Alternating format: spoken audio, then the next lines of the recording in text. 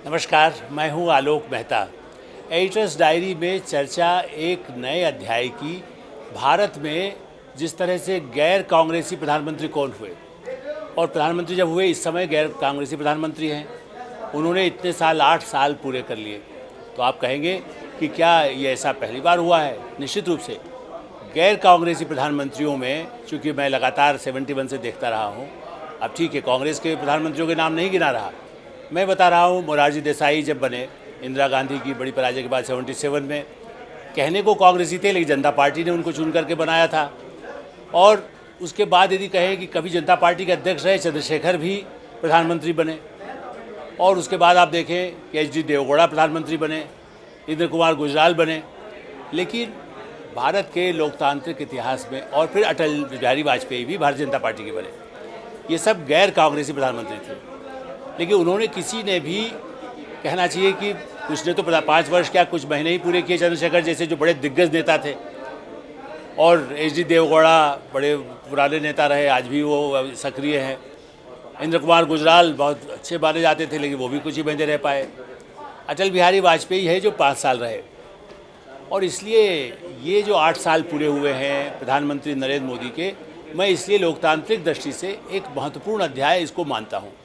अब उनका 9वां वर्ष शुरू हो रहा है, तो 8वें वर्ष में क्या किया 8 वर्ष में सब जानते हैं, उसके दावे भी कह सकते हैं। लेकिन हाँ, ये मानता हूँ कि जो कई प्रधानमंत्री इंक्लूडिंग नेहरू से लेकर के अटल बिहारी वाजपेयी तक जो फैसले नहीं हो सके, ऐसे फैसले भी 8 साल में करने वाले एकमात्र भारत के प्रधानमंत्री, और दुनिया में जिसको कह सकते हैं, जिससे एक बड़ा झटका भी लगा कि भाई क्या ऐसे क्रांतिकारी फैसले लोकतंत्र में हो सकते हैं।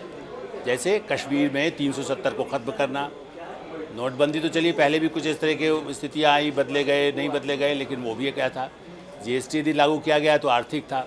लेकिन तलाक वाला जो मुद्दा था, जो बहुत विवादास्पद धार्मिक दृष्टि से सेकुलरिज्म के नाम पर तलाकशुदा महिलाओं को कैसे उसको तलाक से मुक्ति मिले, ऐसे कानून में बदलाव कर देना, 370 को ख़त्म करके जम्मू कश्मीर में एक नई दिशा देना, ये जो उपलब्धि है। अच्छा, दूसरा किसानों के मुद्दा, कितना बड़ा आंदोलन हुआ लेकिन उसके बाद भी आज शांत है।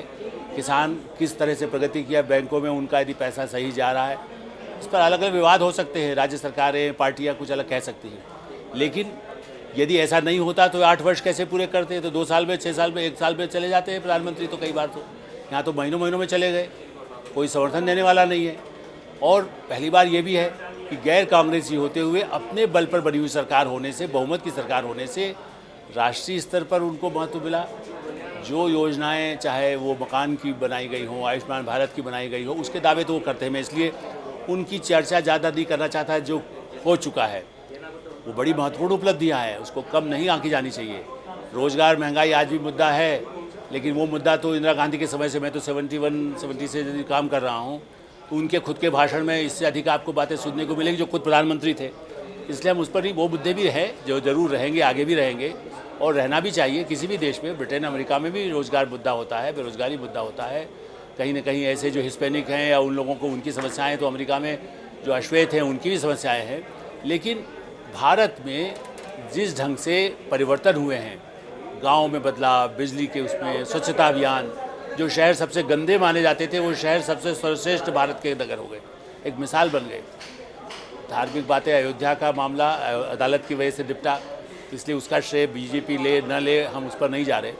लेकिन आने वाले वर्ष क्यों महत्वपूर्ण हैं, मैं 9 और 10 वर्ष जो होने वाले हैं उनके अगले चुनौती जो है, सबसे पहले अभी राष्ट्रपति उपराष्ट्रपति का चुनाव होना है, बहुत ही क्रूशल है। पहले चुनाव होते रहे गठबंधन सहयोगी, इस बार ये है कि अपने बल पर रहे, उसके बाद सहयोगी दलों का लेना, राज्यों में कितने कहाँ हैं, उसके बाद राज्य विधानसभाओं के चुनाव है, गुजरात का चुनाव, राजस्थान के चुनाव, मध्य प्रदेश के चुनाव, पूर्वोत्तर क्षेत्रों के चुनाव। इसी तरह से किस तरह से कर्नाटक में से लेकर पूर्वोत्तर में असम और अन्य राज्यों में भारतीय जनता पार्टी का भी जो सरकारें बनी, उन सब के लिए चुनौती आने वाले समय में है। तो ऐसा राष्ट्रपति बने, देखिए 5 वर्ष में। और इससे भी पहले मैं कहना चाहता हूँ, चूँकि जितने प्रधानमंत्री हुए, नेहरू से लेकर इंदिरा गांधी तक, दूसरे भ्रष्टाचार के आरोप को लेकर के मंत्री निकाले गए। मनमोहन सिंह जो, जिनका बड़ा ऐसा नाम माना जाता था, गैर राजनीतिक नाम था, तब भी मंत्रियों पर गंभीर भ्रष्टाचार के आरोप लगे, जेल तक उनके मंत्री को जाना पड़ा, और अभी भी कई मुकदमे चल रहे हैं। ये प्रधानमंत्री नरेंद्र मोदी का आप मानेंगे श्रेय, किसी मंत्री को भ्रष्टाचार के आरोप में हटाना नहीं पड़ा। ऐसा नहीं कि कोई भ्रष्टाचार से भारत हो गया, नीचे के स्तर पर होगा। नीचे सीबीआई काम कर रही है, इन्फोर्समेंट कर रही है, ड्रग्स को कंट्रोल करने वाली एजेंसीज काम कर रही हैं, तो हैं। राजनीतिक दलों के नेता हो सकते हैं, कुछ होंगे। भाजपा में यदि कोई गड़बड़ किया हो, उसको भी कहीं न कहीं राज्यों में यदि कोई समस्या आई हो तो उनको किया गया।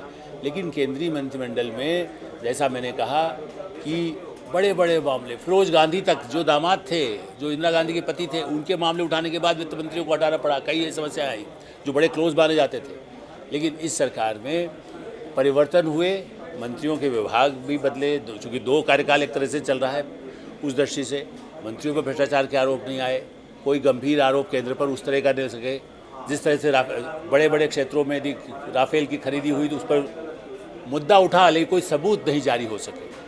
सर्वोच्च न्यायालय के कई फैसले आए जो सरकार से कभी असहमत भी हो, लेकिन सहमति वाले कई ऐसे फैसले आए, और इसलिए अंतर्राष्ट्रीय स्तर पर जो भारत की छवि बनी, लोग कई बार आश्चर्य करते हैं दुनिया में, चाहे वो ट्रंप रहे हों, चाहे उसके बाद बाइडन हैं, पुतिन हैं, चीन के शी जिनपिंग हैं, सीमा पर आतंकवाद से निपटने के लिए जम्मू कश्मीर में इतना करते हुए एक तरह से उनकी सीमा में घुसकर मारने वाले भी इसी प्रधानमंत्री कार्यकाल में हुआ है, और आगे भी चुनौती दे रखी है।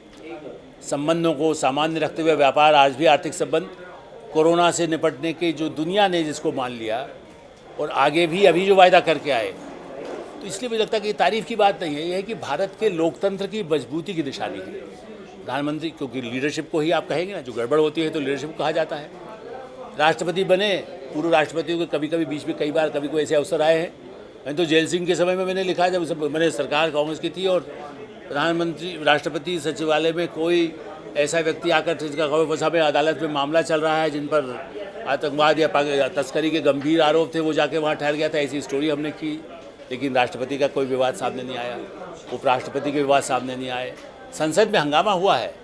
आप ये कह सकते हैं कि कुछ चीज़ों में मीडिया यदि रहे कि साहब वो प्रेस कॉन्फ्रेंस नहीं करते, लेकिन वो जितना सीधे सीधे जो संवाद, जो महात्मा गांधी का तरीका था या नेहरू का तरीका था, तो सीधे संवाद का उन्होंने अपना दूसरा तरीका बना।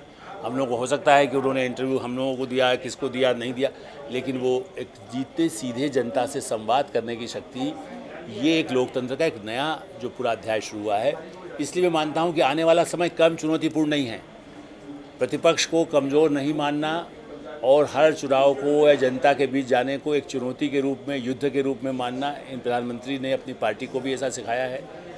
राष्ट्रीय स्वयंसेवक संघ जो इसको सहायता करता है, मैं बहुत अच्छी तरह से, चूँकि मैंने कहा बहुत नज़दीकी से मैंने राष्ट्रीय स्वयंसेवक संघ के सरसंघ चालकों से इंटरव्यू किए हैं, इसलिए मैं कह सकता हूँ, वर्तमान से नहीं लेकिन उसके पूर्व प्रोफेसर राजेंद्र सिंह और सुदर्शन जी से और विश्व हिंदू परिषद के नेताओं से, अटल जी तक से गहरे कई बार मतभिन्नता सामने आती थी। ये पहला अवसर है जो कहने को ये है कि भाई आरएसएस कहता है, लेकिन आरएसएस के कहने की बात नहीं है। जो उनको लगता है कि जो काम हम सोचते हैं, जो समाज के भले के लिए सोचते हैं, जो मंदिर के लिए सोचते हैं, यदि वो काम हो रहा है, जो ऐसे वाराणसी में यदि पूरा नया जैसे कहते हैं कि परिसर बन सकता है, यदि अयोध्या में बहु मंदिर बनने में भी जो भागीदारी सरकार की हो सकती है यदि हो रही है, तो विश्व हिंदू परिषद किस पर अटल जी से लड़ने के लिए कई मुद्दों पर लड़ लेते थे वो लोग। ये ऐसा रोक हो रही है दुनिया में, जो भी हिंदुत्व का मुद्दा पहुँचना है वो पहुँच रहा है। हिंदी भाषा को लेकर के जितना कड़ाई से प्रधानमंत्री नरेंद्र मोदी और गृह मंत्री अमित शाह ने लागू किया, हमें तो उम्मीद थी कि अटल जी वो करते, लेकिन अब वो कर दिया गया कि नहीं साहब, आपको सबको काम हिंदी और भारतीय भाषाओं में करना होगा। तो मुझे लगता है कि आने वाले समय में इन मुद्दों को लेकर के भी और लोगों को, चाहे उसको सांप्रदायिक मुद्दों को लेकर के, हिंदू मुस्लिम को लेकर के, पार्टियां पूरी कोशिश करेंगी। जो समस्याएं हैं, आर्थिक समस्याएं हैं, वो भी चुनौतियां सामने रहने वाली है, लेकिन यही सबसे बड़ा एक अग्नि परीक्षा अगले 2 वर्षों में है। जो 8 साल के, जिसको आपने यदि वो तो सरकार स्वर्णिम काल माने, लेकिन आने वाले 2 साल सचमुच में अग्नि परीक्षा के होंगे। मेरा ख्याल है इस अग्नि परीक्षा को हम और आप देखते रहेंगे। हम कार्यक्रम को यहीं विराम देते हैं। धन्यवाद, नमस्कार।